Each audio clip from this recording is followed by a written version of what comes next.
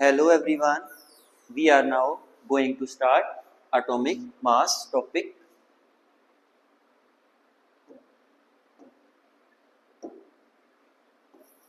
This we are taking of class 9th and atoms and molecules chapter number 3 we have started. तो बच्चों हम बात कर रहे हैं एटॉमिक मास की. Atomic mass in the previous video also we have discuss. हमने कुछ प्रीवियस वीडियो के अंदर भी डिस्कस किया था. क्या डिस्कस किया था हमने कि जो हमारे पास किसी भी एलिमेंट का जो एटॉमिक मास है वो हम रिलेटिव मास से इसको समझते हैं. एक बार रिलेटिव मास क्या होता है बच्चों. So atomic mass of an element is a relative mass with the mass of C12 isotope. ये हमने पिछली वीडियो के अंदर ये हमने पढ़ा था. और हमने और क्या पढ़ा था बच्चों, AMU के बारे में. ये AMU क्या है बच्चों, एटॉमिक मास यूनिट है. और इसको हम क्या डिफाइन कर सकते हैं, किस तरह से डिफाइन कर सकते हैं. 1/12 of the mass of C12 isotope. जो हमारे पास कार्बन 12 आइसोटोप होता है, अगर मैं उसका 12वां हिस्सा कर दूं तो मेरा वो 1 AMU के बराबर होगा. ठीक है. अब आती है बात हमारे पास ग्राम एटॉमिक मास. ग्राम एटॉमिक मास क्या होता है बच्चों. Atomic mass which is expressed in grams, that is known as gram atomic mass. अब आती है बात बच्चों मोलर मास. मोलर मास क्या होता है बच्चों. Molar mass it is also expressed in grams. हम बात करते हैं मोलिकुलर मास की. मोलिकुलर मास जो हमारे पास होता है बच्चों वो U के अंदर हम इसको निकालेंगे. And U here that is the unified mass. और यूनिफाइड मास को हम और क्या बोल सकते हैं बच्चों, AMU. ठीक है, इसको हम शॉर्ट में लिख देते हैं U. तो जब भी हम किसी भी कंपाउंड का या किसी भी एलिमेंट का अगर हम मोलिकुलर मास निकालते हैं तो हम उसको किस में रिप्रेजेंट करेंगे बच्चों, कौन सी यूनिट के अंदर, U के अंदर. इसी तरह अगर हम बात करते हैं फॉर्मूला यूनिट मास की, अभी हम डिफरेंस समझेंगे कि फॉर्मूला यूनिट मास में और मोलिकुलर मास में फर्क क्या होता है बच्चों. देखो यूनिट भी सेम है, निकालने का तरीका सेम है.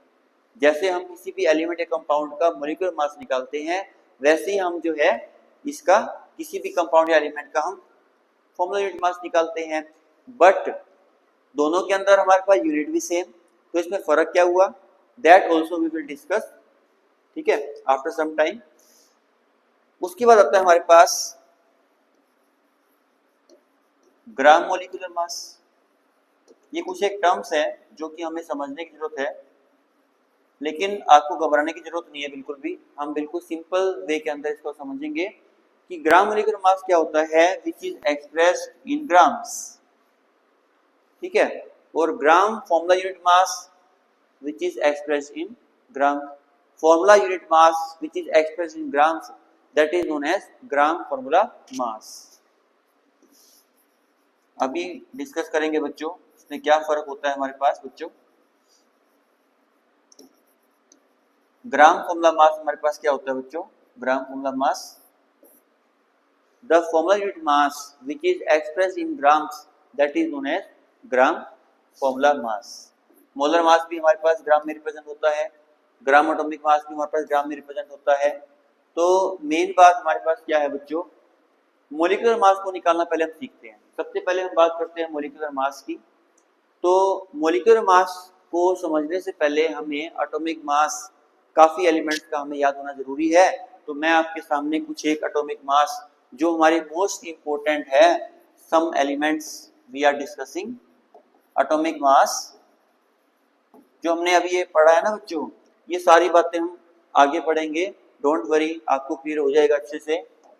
तो एटॉमिक मास की हम बात कर रहे हैं ऑफ सम इंपॉर्टेंट एलिमेंट्स.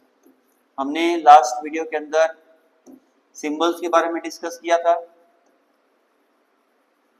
जैसे हाइड्रोजन की बात करें हम H, कॉपर की बात करें Cu, सोडियम की बात करें Na, पोटेशियम की बात करें हम K, फॉस्फोरस की बात करें हम P, ठीक है, कैल्शियम की बात करें Ca, मैग्नीशियम की बात करें Mg, एल्यूमिनियम के लिए Al।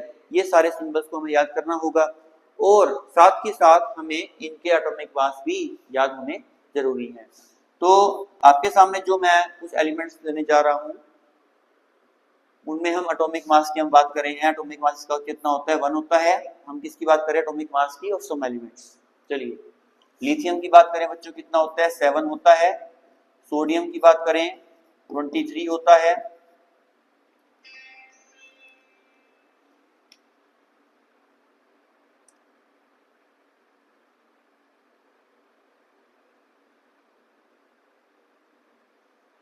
यस, सोडियम की बात करें 23 होता है।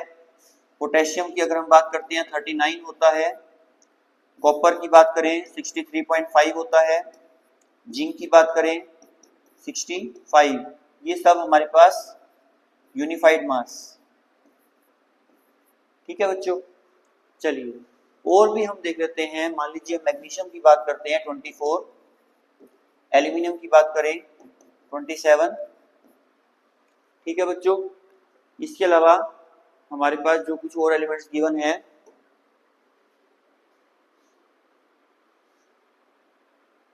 नाइट्रोजन मोस्ट कॉमन, नाइट्रोजन का हमारे पास होता है बच्चों 14। ऑक्सीजन की बात करें 16।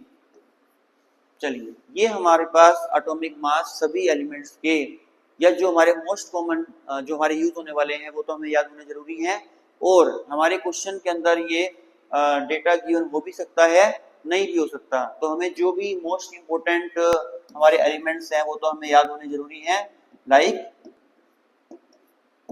लाइक हाइड्रोजन की बात करें 1U, लिथियम की बात करें 7U, sodium 23U, potassium 39U, copper 63.5U, zinc हमारे पास 65 एंड मैग्नीशियम का 24, एल्यूमिनियम का 27, नाइट्रोजन का 14 और ऑक्सीजन का 16। क्लोरीन का अगर हम बात करते हैं तो होता है बच्चों 35.5U। देखो बच्चों क्लोरीन के ना आइसोटोप होते हैं, इसके बारे में डिस्कस करेंगे। देखो क्लोरीन हमारे पास 2 क्लोरीन है, ठीक है। इसका एटॉमिक नंबर 17, लेकिन इसका मास नंबर एक तो 35 है, एक 37 एटॉमिक मास। तो अब सोचते कुछ बच्चे सोचते हैं कि इसका जो हम एवरेज निकालेंगे वो 35 + 37 डिवाइड बाय 2 मतलब 36। बच्चों हम इस तरह से क्लोरीन का इस तरह से हम atomic mass, average atomic mass हम नहीं निकालेंगे। उसका कोई और तरीका होता है, मैं आपको जरूर बताऊंगा इन द नेक्स्ट वीडियो।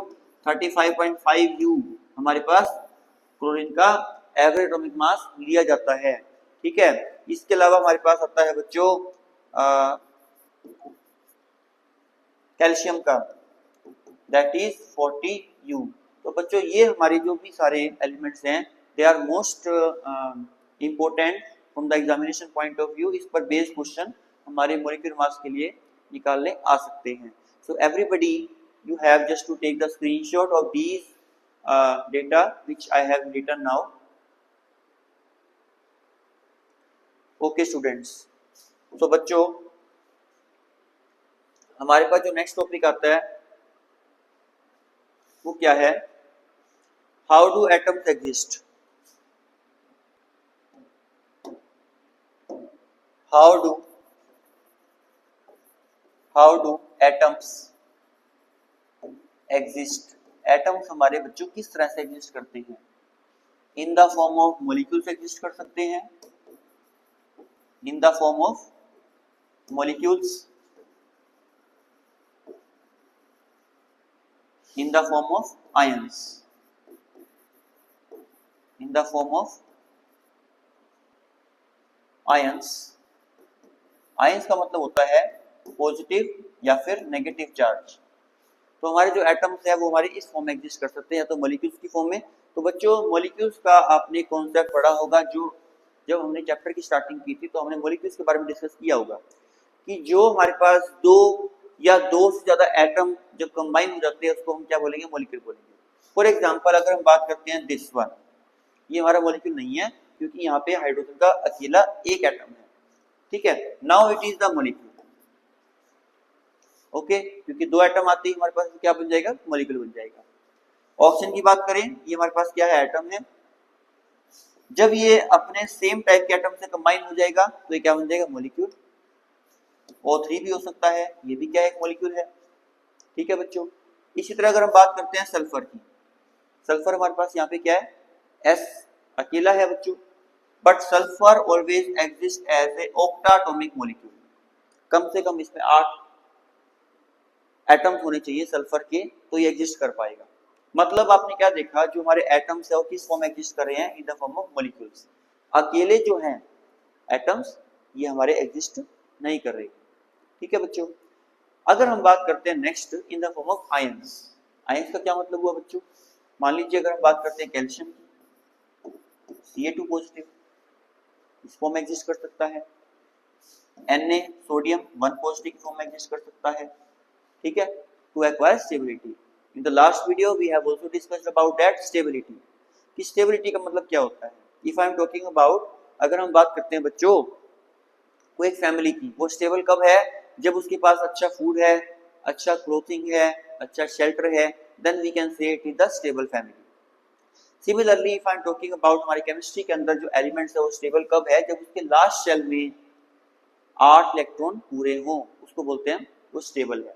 तो कैल्शियम की अगर हम बात कर रहे हैं, सोडियम की अगर हम बात कर रहे हैं, ये हमारे क्या है बच्चों, आयंस की फॉर्म में है। क्लोरीन की अगर हम बात करें 1 नेगेटिव, ये भी हमारे किस फॉर्म में है बच्चों, आयंस की फॉर्म में है।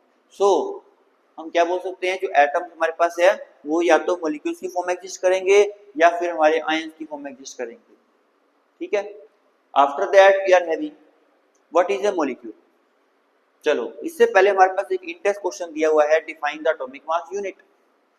एटॉमिक मास यूनिट क्या होता है बच्चों, मैंने को बताया हुआ है 1 AMU is defined as the 1/12 of the mass of C12 isotope. जो हमारे पास कार्बन आइसोटोप है उसका अगर मैं 12वां हिस्सा कर दूं, तो 12वां हिस्सा करने के बाद वो हमारा किसके बराबर होगा, 1 AMU के बराबर होगा। 1 AMU is defined as the 1/12 of the mass of C12 isotope, carbon 12 isotope. दूसरा क्वेश्चन आपको दिया हुआ है, why is it not possible to see an atom with naked eyes.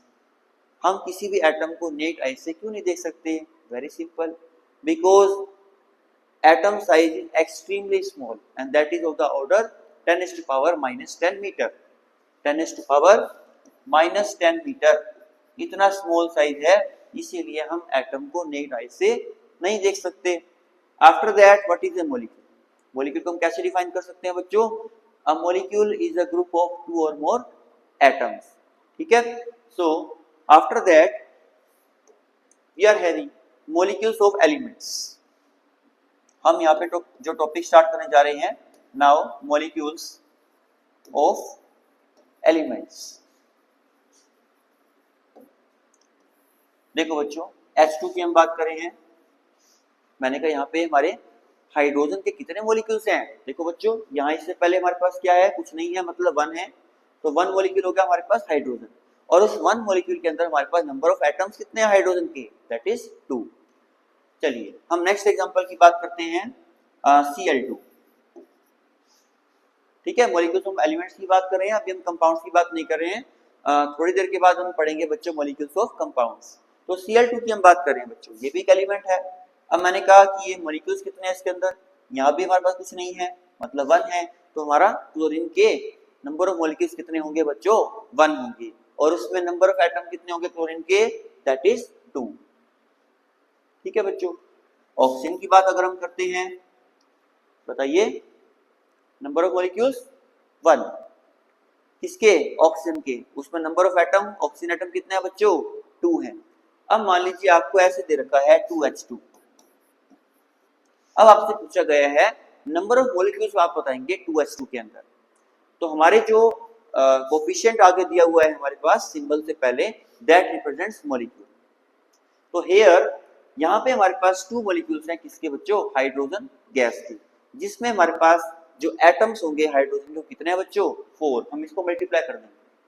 ठीक है, नाउ कुछ ऐसे आपको कहीं पे दिया हुआ है किसी इक्वेशन के अंदर, किसी रिएक्शन के अंदर अगर आपको दिया हुआ है, तो आप इसको क्या मतलब समझेंगे, कि इसके अंदर हमारे पास 3 मॉलिक्यूल्स हैं किसके, क्लोरीन गैस के, और उसके अंदर हमारे पास क्लोरीन के एटम कितने हैं बच्चों, 2 3 जा 6। तो क्लोरीन के एटम कितने हो गए, 6। इसके अंदर हमारे जो एटम्स हैं क्लोरीन के वो कितने हैं बच्चों, 6, 2 3 जा 6, और मॉलिक्यूल्स कितने हैं बच्चों इस पूरे के, दैट इज 3। इसमें हमारे पास एटम्स कितने हैं बच्चों, 4। मॉलिक्यूल्स कितने हैं इसके अंदर, जो आगे नंबर है वो रिप्रेजेंट किसको कर रहा है बच्चों, मॉलिक्यूल्स को कर रहा है। ठीक है बच्चों, चलिए अब आपके पास ऐसे दिया हुआ है, मान लो 4O2, नंबर ऑफ मॉलिक्यूल्स कितने होंगे बच्चों, 4 होंगे, जिसमें ऑक्सीजन के एटम 2 4 जा 8। एटम्स कितने होंगे इसके अंदर, एटम्स कितने होंगे बच्चों इसके अंदर, 8, और मॉलिक्यूल्स कितने होंगे इसके अंदर, oxygen molecule that is 4। I hope that the point is clear to everyone. चलिए अब हम बात करते हैं बच्चों मॉलिक्यूल्स ऑफ कंपाउंड्स। नेक्स्ट हमारा टॉपिक है वो क्या है बच्चों, molecules of compounds. Molecules of compounds, बच्चों आपको एलिमेंट्स और कंपाउंड्स का आइडिया होगा अच्छे से। Elements are the pure substances which can not be broken down into simpler substances. तो एलिमेंट्स जो है या कंपाउंड्स है हमारे दोनों ही क्या होते हैं बच्चों, प्योर सब्सटेंस होते हैं। ठीक है, so elements are the pure substances that can not be broken down into simpler substances. Compounds are also the pure substances but that is formed by combination of 2 or more elements।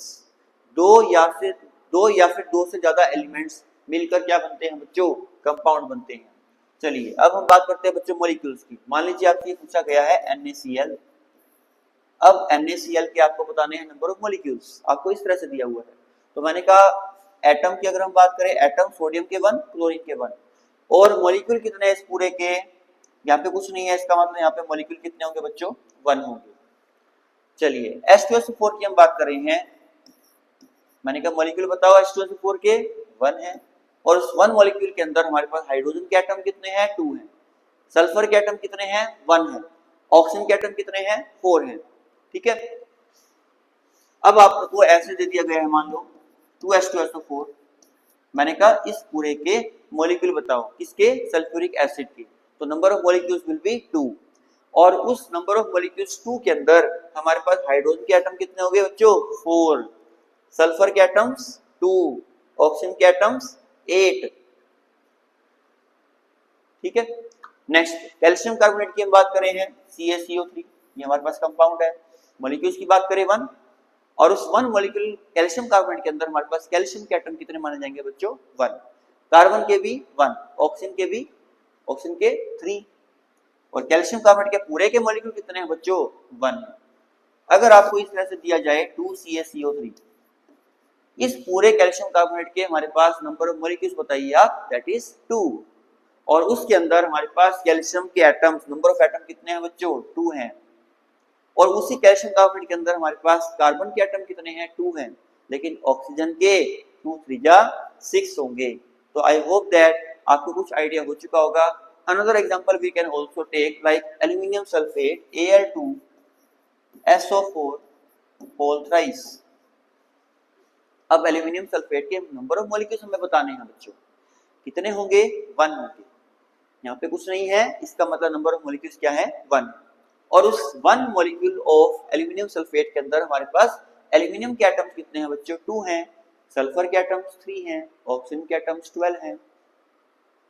ठीक है बच्चों, और अगर मान लीजिए आपको इस तरह से बताया जाए 2Al2SO4 होल थ्राइस, इसका मतलब क्या हुआ, इसमें हमारे नंबर ऑफ मॉलिक्यूल्स कितने होंगे, इसके एल्यूमिनियम सल्फेट की 2, जिसमें हमारे एल्यूमिनियम के नंबर ऑफ एटम्स 4, सल्फर के नंबर ऑफ एटम्स 3 2 जा 6। ठीक है, ये हमारा इसके साथ है और ये पूरे के साथ है ना, तो यहाँ पे हमारे पास सल्फर के एटम कितने माने जाएंगे बच्चों, 6। ऑक्सीजन के देखो 12 और मल्टीप्लाई 2 24 एटम्स हो गए बच्चों ऑक्सीजन के अंदर। ठीक है बच्चों, तो ये सब चीजें आपको थोड़ा सा इसमें प्रैक्टिस करनी पड़ेगी ताकि आपको पहचान हो जाए कि इसमें नंबर ऑफ मॉलिक्यूल्स कितने हैं, नंबर ऑफ एटम्स कितने हैं। ठीक है, नंबर ऑफ एटम्स में हम अलग अलग एलिमेंट्स के बताएंगे, लेकिन मॉलिक्यूल्स के लिए हम क्या करेंगे, जो उस कंपाउंड से पहले कोफिशिएंट होगा वो हमारे नंबर ऑफ मॉलिक्यूल्स होंगे। एटम बताने के लिए हम क्या करेंगे, मल्टीप्लाई करेंगे। एल्यूमिनियम के एटम 4 हैं बच्चों, ठीक है। सल्फर के कितने हो जाएंगे, 3 और 2 जा 6। ऑक्सीजन कितने हो जाएंगे, 4 या 12, 12 2 जा 24। तो ये हमारे पास बात होगी बच्चों मॉलिक्यूल्स ऑफ एलिमेंट्स की, मॉलिक्यूल्स ऑफ कंपाउंड्स की। चलिए अब हम बात करते हैं बच्चों what is an ion. Next हमारे पास जो टॉपिक है बच्चों वो क्या है, what is an ion. What is an ion, very important topic. देखो आयन क्या होता है बच्चों, N atom or group of atoms carrying positive or negative charge, positive or negative charge, negative charge is known as ion. देखो क्या मतलब हुआ इसका बच्चों, मान लीजिए हम बात करें क्लोरीन की, इस पे हमारे पास नेगेटिव चार्ज है 1 नेगेटिव, ये क्या हो जाएगा, आयन हो जाएगा। सोडियम की बात करें Na 1 पॉजिटिव है, ये क्या हो जाएगा, आयन हो जाएगा, ठीक है। और मैग्नीशियम की बात करें, चार्ज आपको दिया हुआ है 2 पॉजिटिव, ये क्या हो जाएगा, आयन हो जाएगा, ठीक है। Another example also we can take like OH negative. देखो यहां तो हमारे पास एटम है अकेले और यहां हमारे पास एटम का ग्रुप है, ठीक है, लेकिन हम इन सभी को क्या बोलेंगे, आयंस बोलेंगे। चाहे हमारे पास एटम हो, चाहे हमारे पास ग्रुप ऑफ एटम हो, उस पे हमारे पास अगर चार्ज दिया हुआ है 1 पॉजिटिव 1 नेगेटिव 2 पॉजिटिव 2 नेगेटिव और एनी अदर चार्ज, चाहे वो पॉजिटिव हो चाहे नेगेटिव हो, उसको हम क्या बोलेंगे बच्चों, आयन बोलेंगे। यही मैंने लिखा है आपके सामने, an atom or group of atoms carrying positive or negative charge is known as ion. some more examples also we can take like हम बात करें कैल्शियम की, कैल्शियम 2 पॉजिटिव होता है, ये भी क्या एक आयन है बच्चों। पोटेशियम की बात करें 1 पॉजिटिव होता है, ये भी क्या है बच्चों, आयन है बच्चों। तो these are the some examples of ion, ठीक है। आफ्टर दैट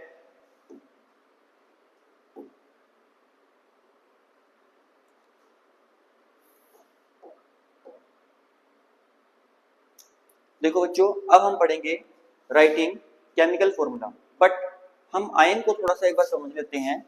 हमारे पास यहाँ पे जो हम टेबल बनाने जा रहे हैं, एक देखो बच्चों जो भी हमारे पास पॉजिटिव चार्ज होता है उसको बोलते हैं हम कैटायन। जैसे मान लीजिए हम इसके अंदर अगर इस लिस्ट के अंदर हम कैटायन देखें तो ये हमारा कैटायन है, पॉजिटिव चार्ज है, ये हमारा कैटायन है, पॉजिटिव चार्ज है, ये हमारा पॉजिटिव चार्ज है, कैटायन है, ये भी हमारा पॉजिटिव चार्ज है, कैटायन है, ठीक है। लेकिन अगर हम बात करते हैं एनायन की तो ये हमारे क्या हो जाएंगे, एनायन, क्योंकि इनके ऊपर नेगेटिव चार्ज है। तो नेगेटिव चार्ज वाले को हम क्या बोलेंगे बच्चों, एनायन बोलेंगे, और पॉजिटिव चार्ज वाले को हम क्या बोल रहे हैं, that is cation. I hope that it is clear. अब हमारे पास जो नेक्स्ट टॉपिक आता है वो क्या है, हमें अगर मॉलिक्यूलर फॉर्मूला बताना है,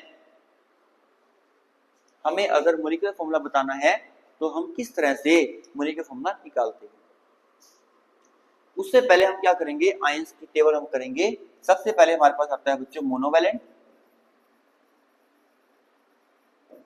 ठीक है। ये हम बात करें किसकी, ये हम बात करें कैटायंस की। कैटायंस की हम टेबल की बात करें जिसमें हमारे पास 1 पॉजिटिव चार्ज होगा तो मोनोवैलेंट, अगर 2 पॉजिटिव चार्ज होगा तो डाइवैलेंट, अगर 3 पॉजिटिव चार्ज होगा तो ट्राइवैलेंट, क्योंकि हम कैटायन की बात कर रहे हैं। कैटायंस में सारे यहाँ पे हमारे पास पॉजिटिव चार्ज होंगे।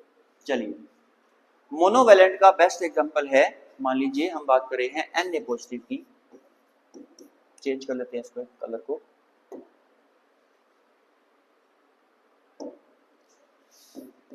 Na 1 पॉजिटिव, ठीक है।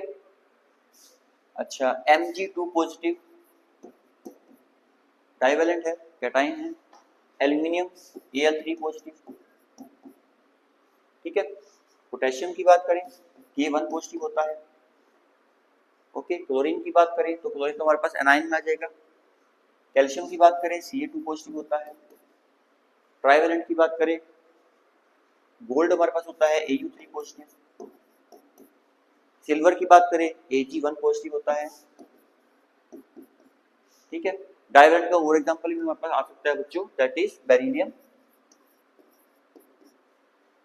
ठीक है। ट्राइवेलेंट में हमारे पास और एग्जांपल भी आ सकते हैं,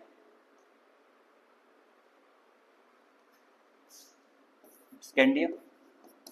तो बच्चों ये आपको टेबल याद होना जरूरी है, ठीक है। कुछ हमारे पास एग्जांपल्स कई बार पूछ लेते हैं कि give some examples of monovalent cation, तो आपको कोई भी एक या दो आपको याद करने हैं, बाकी आप जितनी आप लिस्ट जो आपको, अच्छा कॉपर की बात अगर हम करें, कॉपर 2 पॉजिटिव भी होता है, कॉपर 1 पॉजिटिव भी होता है, सॉरी कॉपर 3 पॉजिटिव भी होता है। आयरन की बात करें Fe2 पॉजिटिव होता है और Fe3 पॉजिटिव हो सकता है। तो इस तरह के आपको कुछ एग्जांपल्स याद करने होंगे जो कि आपको एनसीईआरटी बुक में भी मिल जाएंगे, ठीक है। ये तो बात होगी बच्चों कैटाइंस की टेबल, जो हमने मोनोवैलेंट मतलब जिसकी वैलेंसी 1 पॉजिटिव होगी मोनोवैलेंट कैटाइन, जिसकी वैलेंसी हमारे पास 2 पॉजिटिव होगी दैट इज डाइवैलेंट कैटाइन, जिसकी वैलेंसी हमारे पास 3 पॉजिटिव होगी दैट इज ट्राइवैलेंट कैटाइन। ये तो होगी बात हमारे पास कैटाइन की। अब हम बात करते हैं बच्चों एनायंस की। नेक्स्ट हमारे पास जो टेबल है वो कौन सी है बच्चों, एनायंस की। एनायंस की हम टेबल्स की बात कर रहे हैं, एनायंस के अंदर भी मतलब नेगेटिव चार्ज होगा, ठीक है। मोनोवैलेंट एनायन, डाइवैलेंट या फिर बाइवैलेंट, इसको हम क्या बोल सकते हैं, या तो बाइवैलेंट या फिर डाइवैलेंट। और तीसरा हमारे पास आता है बच्चों ट्राइवैलेंट एनाइन, ट्राइवैलेंट एनाइन। ये क्या है, मोनोवैलेंट एनाइन। चलिए हम टेबल की बात कर रहे हैं, कौन कौन से इसमें एग्जांपल आ सकते हैं सभी ध्यान से देखेंगे। Monovalent A9 Cl 1 negative, 1 negative है, देखो 1 है मोनो, एनाइन मतलब नेगेटिव चार्ज। Br ब्रोमीन पे 1 नेगेटिव चार्ज होता है। फ्लोरीन की बात करें 1 नेगेटिव चार्ज होता है। हाइड्रोक्साइड की बात करें 1 नेगेटिव चार्ज होता है। So these are some examples of monovalent anion. अब हम बात करते हैं डाइवैलेंट एनाइन की, लाइक O2 नेगेटिव होता है, सल्फर 2 नेगेटिव होता है, ठीक है। ट्राइवैलेंट की अगर हम बात करते हैं, मान लीजिए हम बात करते हैं फॉस्फेट की, तो PO4 3 नेगेटिव, बोरेट की BO3 3 नेगेटिव, ठीक है। SO4 2 नेगेटिव होता है, इसमें आ जाएगा हमारे पास डाइवैलेंट एनाइन के अंदर, ठीक है। तो कुछ एग्जांपल्स आपको माइंड में होने चाहिए ताकि आपसे जब एग्जाम में पूछे जाएं तो आपको पता हो। तो बच्चों आज हमने जो पढ़ा है, सबसे पहले हमने पढ़ा था बच्चों एटॉमिक मास के बारे में, कि एटॉमिक मास क्या होता है, रिलेटिव मास होता है with the mass of carbon 12 isotope. After that we have studied about 1 AMB. It is defined as the 1/12 of the mass of C12 isotope. After that we have discussed about कि molecules of elements क्या होते हैं, ठीक है। H2 हो गया, Cl2 हो गया, ये हमारे सारे एलिमेंट्स थे और हमने molecules के बारे में स्टडी की। And after that we have discussed about molecules of compounds. After that ion, ion भी हमारे पास कैटाइन और एनाइन की हमने टेबल कंप्लीट कर दी है। आज के लिए इतना काफी है। In the next video we will learn about the chemical formula, that how to find out the chemical formula based upon the symbol of the elements and based upon the valency or charge of the element. So today it is enough for you. So you have just to study the entire concept that we have discussed so far. ठीक है, तब तक के लिए bye, take care, God bless you all my dear students. Thank you very much.